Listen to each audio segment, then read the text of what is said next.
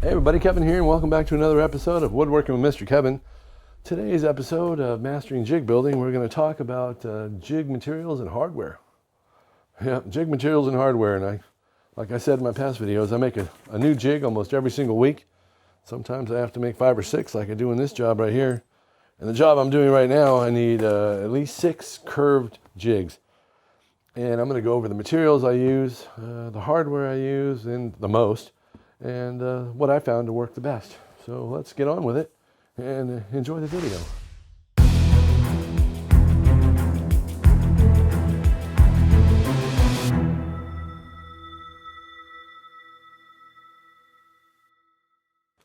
So the job I'm doing up here in Northern California looks like this right here. I don't know if you can see that or not. This is the front door, and this is an office, and it's L-shaped. So you can see by the picture, there's quite a few curved face frame parts, raised panel parts. There's a window here, and face frames over here with arched raised panels in them, all the little craziness up here with the raised panels, and it's all mitered here in the corner like this, so the raised panels have to go around the corner. So I got to make quite a few jigs. So let's go over what I found to be the best materials for building jigs. And there's quite a few different things.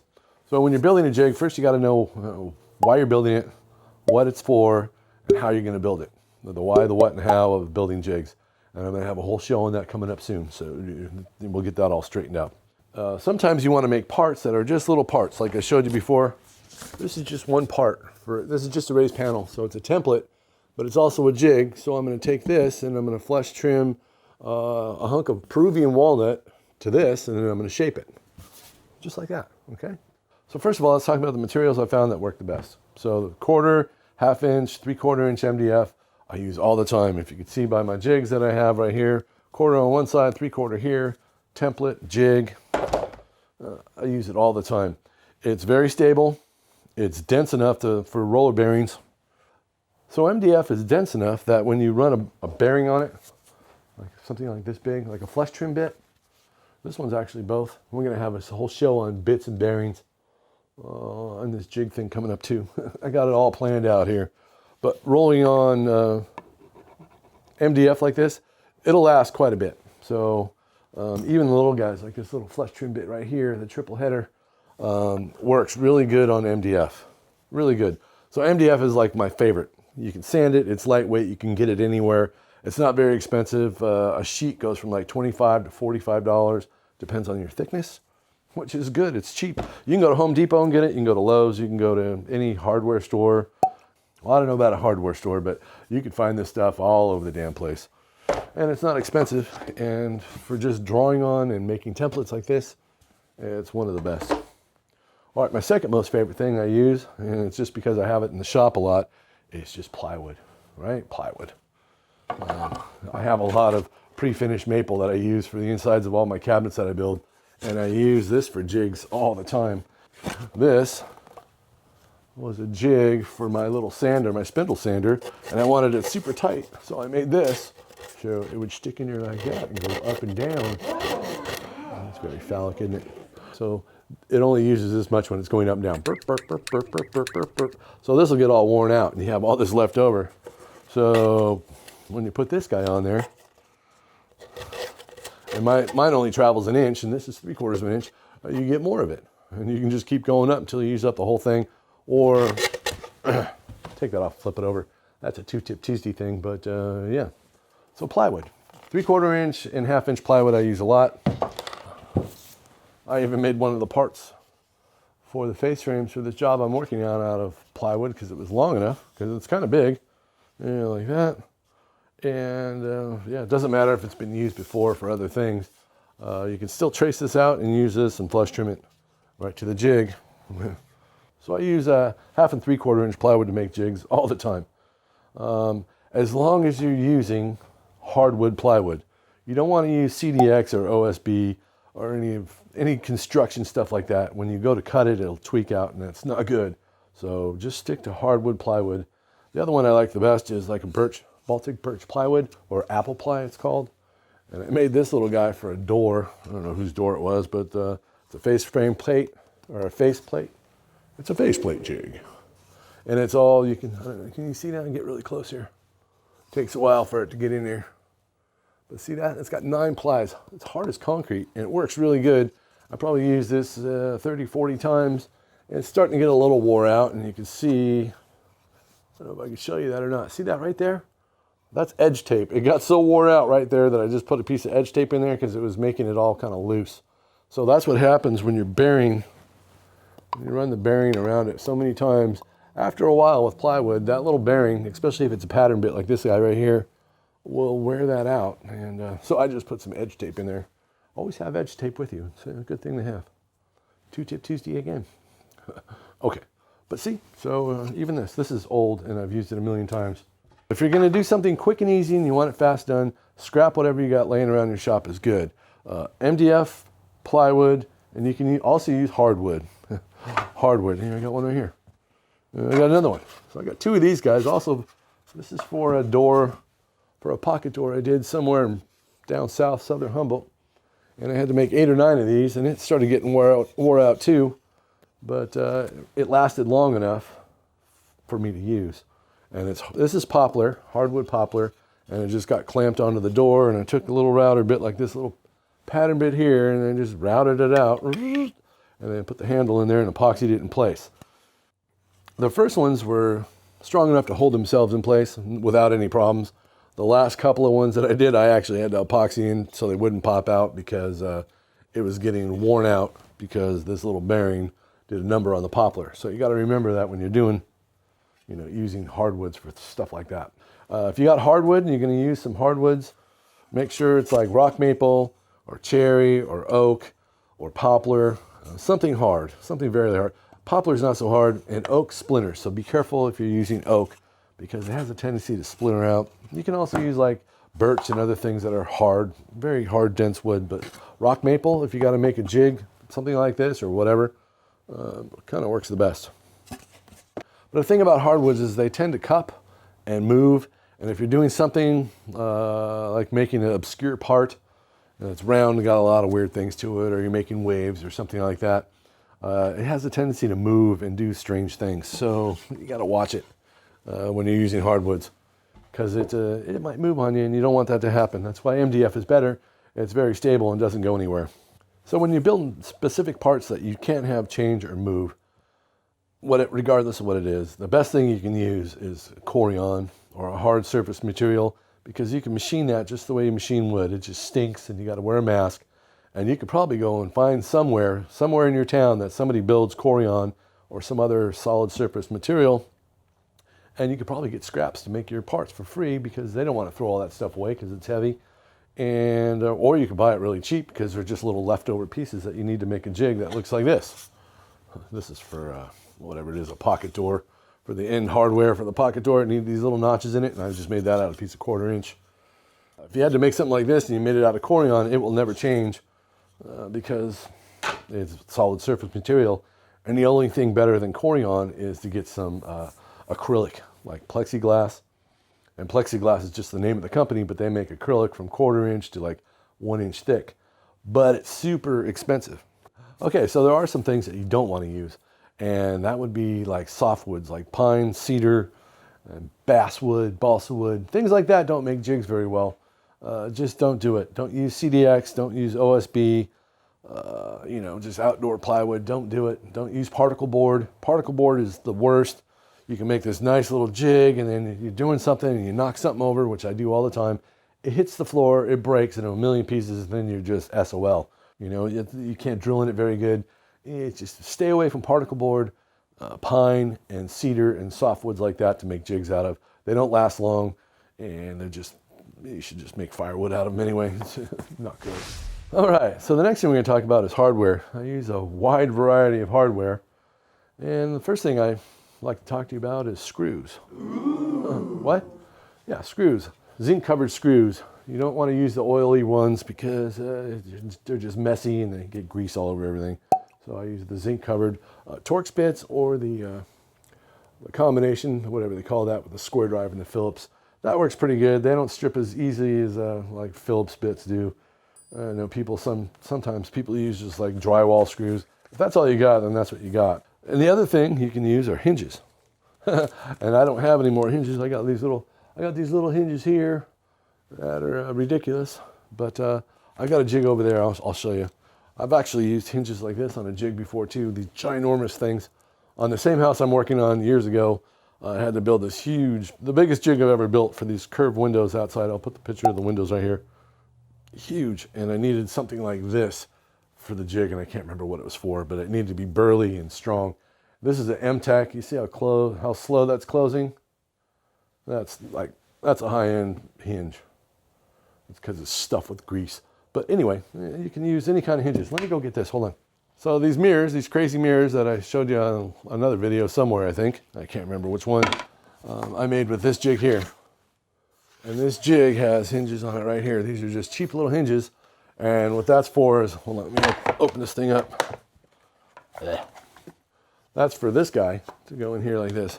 And this is all MDF too with the 3/4 inch bottom, because 3/4 inch bottom so it'll hold the screws for the toggle clamps. And we're going to talk about those in a minute. And that just kind of goes down like this, and you toggle clamp that into place. And it holds everything into place there. But just hinges. They could be cheap hinges. They could be expensive hinges. Whatever you think you need for your job is what you need. But you can buy hinges. All right, let me get rid of this. So I stole this from another jig. But Destaco clamps. So these things can run you like 4 for $20 or whatever.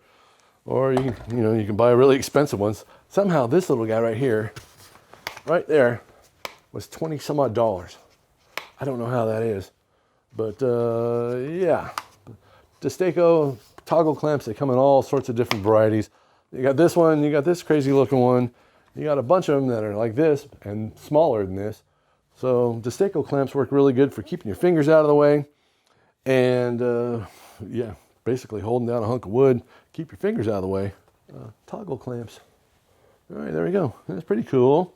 So the next things I would recommend using for your projects would be jig and fixture bars like this. I bought 2 of these, I think, for this guy right here. It says it was $24 basically. This is a 30-inch bar. Look how big that thing is. And usually what I do with these long Craig jig and fixture bars, I cut them in half and make little tiny, little smaller jigs. I don't have any jigs that are 30 inches long. My biggest one is Betsy the Beast, and those are 24s. So let me show you here. This is one right here. So I bought a pair of these, right? They're 30 inches, and I cut one in half, and I put it on this guy right here. And this is a sled for my table saw. It's dedicated 45-degree sled, and it's made out of 3/4 inch plywood with just some scrap, what is this, poplar and red oak laying around. And this goes on the table saw, and this fits right in the miter slots there. And you can adjust it with these little tiny set screws in here so it doesn't wiggle. And this is what I use to actually make my jewelry boxes with, and mitered boxes and stuff like that. So if you want to make mitered boxes, you can make one of these, and I'll show you how to make one of these in another video coming up, because we got a whole entire video coming up on just jigs you can make on the table saw, and that's quite extensive. So my favorite of all of the little jig fixture bars is the Incra miter slider. It sounds weird when you say it, miter slider. But this is the best, and it's not even that much more money than this guy here. And the reason I like these the most is because you can do everything from the top of your jig. Oh, do I have to get, oh no, I got one right here, hold on. All right, so this is an Incra miter slider, and this is all attached from the top, okay? So when you put this in the groove in there, and it's a little sloppy, I don't know if you can be able to see this or not, but these little holes that are right here, that's to screw it in. This one's to adjust it. And it's got the same ones back here. So you can adjust the wobbliness of this guy with little Allen wrench with the little screws that are in here, and you have to drill them out. And it's kind of, it takes a little time to put these in, but once it's in there, you can adjust how stiff you want your jig to be or how loose you want it to be. I got spider webs all over me. So that's why I like this the most. You can adjust this, it's completely adjustable. So once you get it in place and it's all screwed down, you can adjust with an Allen wrench right here to make it stiffer or smoother. And when you're pushing something that's this big through a saw, especially for this, and we're gonna go over this on another video. So this jig right here is how I make feathers for jewelry boxes. And I'll put a picture of a couple jewelry boxes up over here, here and here. that's how I made those little slip feathers, is with this jig. And this is all made out of Baltic birch, you can see, and some hardwood. Yeah, this isn't apple ply, but it's Baltic birch, same damn thing. So more hardware, let's get on to more hardware here. What else do I like to buy? So I bought this for Betsy the Beast. It's a T-slider, and it's like you can adjust the, it's like for measuring, except it doesn't have the tape on there. I was gonna use this for my sled, my big old huge Betsy sled, and it just doesn't work out. But you can use these a lot for building jigs too. And if you've seen, I'm sure you've seen 100 videos on the YouTubes where they have these super elaborate jigs with all this hardware and stuff like this on there, and little knobs and whatnot. Yeah, you can go crazy. Me being a person who has to make money doing this, like contract work, I got to get it done as soon as possible, and I don't really have time for all the fanciness. I just got to make it usable and get it done. Everything I talk about is about the small business owner who has to make money out of doing woodworking. You can't just, I don't have the time to spend making elaborate, cool jigs. Sometimes I do for you know, it took a little while to build that feathered jig. It took a couple of hours maybe. But yeah, I don't go too crazy. The mirrored one that I showed you earlier probably took me an hour to put together. I just got to get it done because, yeah, I'm under the gun, man. I got to make some money. I got to pay my taxes. All right, so like I said before, you can find any of this stuff on the Amazon or Woodcraft or whatever. And they're not my sponsors. I don't have any sponsors. You know, you people out there are my sponsors. And I appreciate it very much, everybody who's subscribed and liked the channel and shared it with all their friends. That's the only sponsoring I get. So share this video with all your woodworking friends and share it with the world. All right, thank you very much. So let's talk about things you shouldn't build.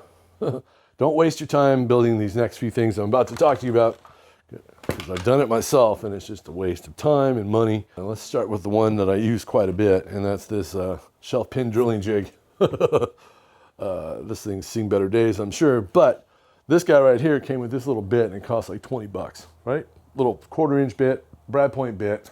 I've modified this thing. I've had this thing for years. I put tape on it because I don't like all those holes and everything. I just kind of like to use every other hole. I made one way back when. Okay, you want to see something silly? Mr. Kevin built one out of mahogany a billion years ago, and I used it for a couple months. And this is the bit that I made because I didn't have any collets here. I just took some Gorilla Tape and put it on there, and then went like that. See, it sticks through the other side. I used a hunk of wood so it'll actually stop it from going through the plywood. So it's only so deep for using 1/4-inch spoons, brass spoons. This is my jig. It probably took me 20 minutes to drill all the damn holes in there and put this top on there. And this would be on the top, and then I'd hang it down there, and then I'd have to hold it in place because it'll wibble all over the place. And then I'd drill it out with this guy here. 9 billion holes. Yeah, I used this for a couple months, and it started to not work, and everything got crooked, and the shelves are wobbling. And no, just say no. Go buy your own. You pick one you like and enjoy it. The next thing you should never buy, or try to build yourself, and I've seen people do it on the YouTubes and all that, is a pocket screw holder maker thingamajigger bobber. You can buy these little bushing inserts and you can try to make your own. This thing actually comes apart and you can use this, and I have a single one that came with this and arms and all that. Craig, it works the best. This thing, it drills the holes out. It's a step bit. This probably costs $7 or $8. You can replace this all the time. I even have the Craig Foreman pocket screw machine. There's a silly video over here that I got from unboxing the Craig Foreman. It's the most ridiculous thing you'll ever watch. But this is what you're going to burn out and break the most, because these will just get worn out and they'll just snap off, and they're about $7 a piece. But don't try to make your own. Just go out and spend the $100 or whatever it costs to buy this, or the $400 or $300 for the Craig Foreman, because that damn thing works pretty good too. But yeah, don't try to make your own. No, just say no. I tried to make a bunch of other stuff too. And at one time I was making legs and face frame parts, and I was doweling them. And I decided, I'm going to make a dowel jig. So I got a big hunk of wood, and I got some bushing inserts, and I epoxied them in there, and I tried to use that thing. Don't do it. Just say no. I have the, what the hell is this thing called? I always forget. So I have the Dowlet 2000. The Dowlet 2000. This will go pretty wide. So this thing will go 2 inches wide. So if you have a leg that's 2 inches and you want to put a dowel in it, this uses 1/4 inch, 5/16, and 3/8 thick. And it has these inserts you just put in there and it works great. Instead of making my own, I should have bought this originally a long time ago. This is a made in the USA. Screw that down until it's on there. It's got little lines you line everything up with through here. You just draw a line where you want it and you line the line up with the line and you attach it. This thing works amazing. It's heavy. This is probably like almost 4 or 5 pounds maybe. Solid steel, no plastic on this, Johnson. But if you have to drill dowels, this is something you want to buy. Don't make your own. It's a waste of time. Just don't do it. I think that's about it. I'm sure there's other things that I want to talk to you about not to buy your own, or you know what I mean, go to the store and buy it. Don't make it yourself. A lot of people want to make their own jigs. Oh, look, I made this jig, and they want to put lacquer on it and paint it and all that. And if you want to do that, that's awesome. Go ahead and do it. If you want to put a bunch of gizmos like this stuff on there with the little tracks on there, and this does this, and it's a 12-in-1 the thing for your table saw, have at it. That's amazing. So when it comes to building jigs, usually whatever's in your shop that you can use is a good thing. You might want to keep some jig bars or fixture bars handy, just in case you need something that you have to put on a sled or on your bandsaw or your disc sander that you want to have really accurate. But you can use solid wood too. Just make sure you use the hardest wood you got in your shop. And if it's pine, go out and buy something, because pine doesn't work. Pine, cedar, yeah, you shouldn't make jigs out of them. I know you can, but it doesn't mean you should. Just don't waste your time. And particle board.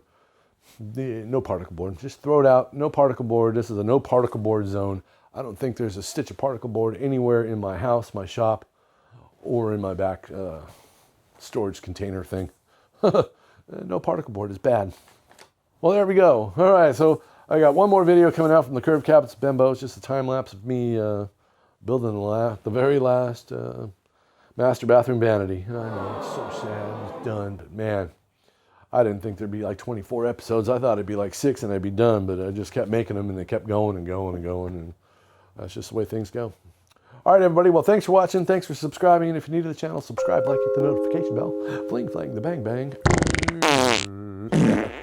Yeah, be careful. You might run out of toilet paper because there's a shortage again. So on next week's video, the why, the what, and the how of jig building, we're going to answer all those questions. Why, what, and how. Why am I making a jig? What the hell is it for? And how the hell am I going to go about doing it? And then after that, we're going to just start building jigs and for all the different tools in the shop. And we'll start with the table saw. All right. You have an awesome day. Go outside and play hug somebody you love. Be safe out there, and I'll see you next time right here on Woodworking with Mr. Kevin. That's me. And we'll see you next time right here on Mastering Jig Building, Part 3. Have a good one. See ya.